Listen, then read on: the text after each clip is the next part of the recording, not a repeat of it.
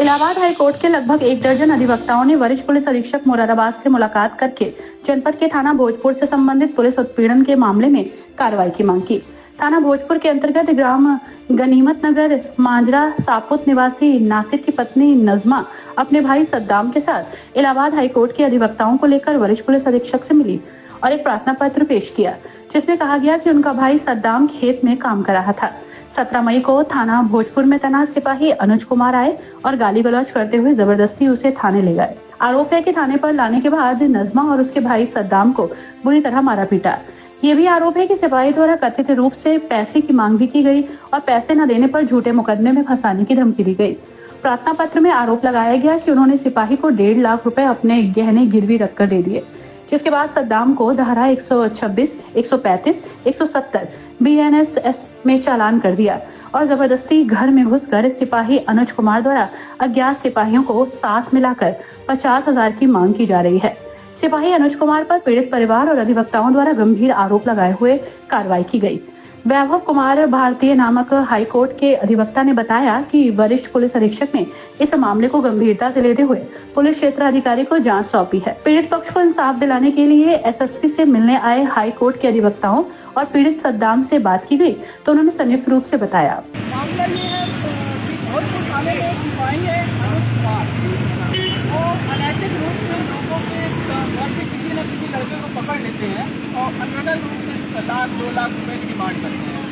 गरीब आदमी जब पैसा नहीं दे पाता है उनको सीधे मुकदमे में फंसाने की धमकी या रात बिरात उनके घर में दबिश देना, अपने अन्य साथियों के साथ वहाँ जाना, वहाँ की लड़कियों से बदतमीजी करना, लड़कियों को उठा ले जाना, इस तरह की जो है वो हरकत करते हैं।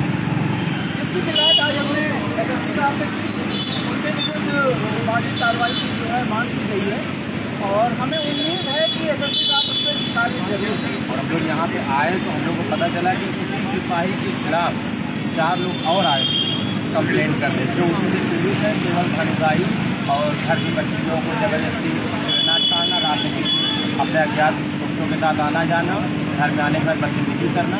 अभी यहाँ पे पता चला, महोदय में पता चला कि 4 लोग थे उसी सिपाही के खिलाफ फिर से गए थे कंप्लेंट। आप हैं नाजमा और आप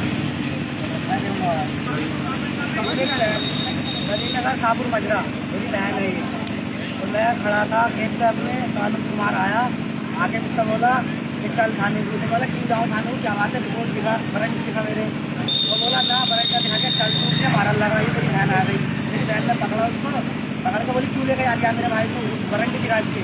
तो मेरी बहन की बदतमीजी करी, बदतमीजी करके कपड़े फाड़ दिए मेरी बहन के। बता समझिए, मैं खेत पे बैठा था अपने, देखने आया था मतलब। तो उसके बाद अनुज कुमार आया पुलिस वाला, उसके बाद आने के बाद पुलिस को रोक लिया उन्होंने।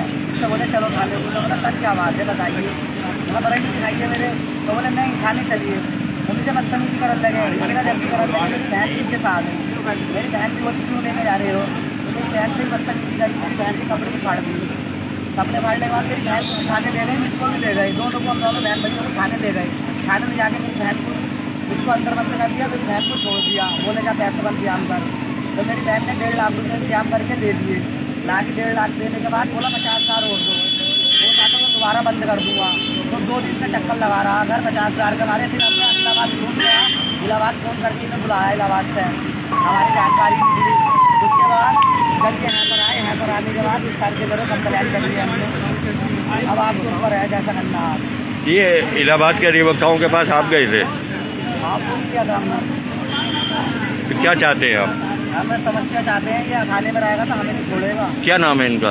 अनुज कुमार। कौन से थाने पर है? भोजपुर थाने का है। तो आपके ऊपर क्या आरोप था, क्यों लेके गए थे? कुछ आरोप नहीं, किसी रंग का। आए दिन किसी न किसी को उठा के लेके जाता रहता है। तो आपकी बहन ने 1.5 लाख रुपए क्यों दे दिए उन्हें? हमारी बहन ने इसलिए दे दिया, हमको मार रहा था, तोड़ रहा था, मुझको बहुत मारा। बोला दूसरे केस पर रख देंगे, ये वो डर के हमारे हमने दे दिया। हम तो कोई केस नहीं था तो हमने इसलिए मतलब निबट जाए। अब और डिमांड की है? हाँ 50,000 और मांग रहा था, जिसमें CTC कैमरे की दुकान पर कई बार आया है।